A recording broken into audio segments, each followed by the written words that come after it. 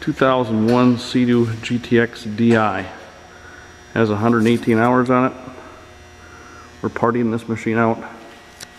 Reason for the teardown is it's got a hole in the bottom of the hull from some storm damage that was done earlier this year, late fall, here in Minnesota. We tested the engine. The engine still works. It still runs. Just that it's got a little bit of a problem on the bottom of the hull. As you can see, it's got a 951 direct injection engine in it. 118 hours on it. Plug it in.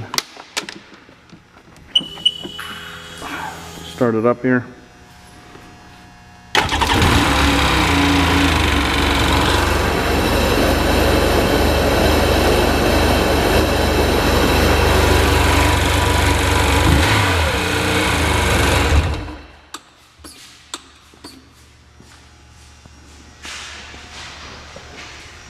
See if I can get the gauge to work.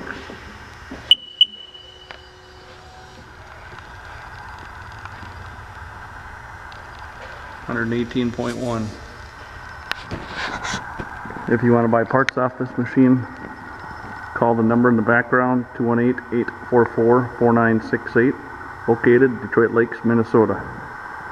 Freshwater jet ski. Thank you.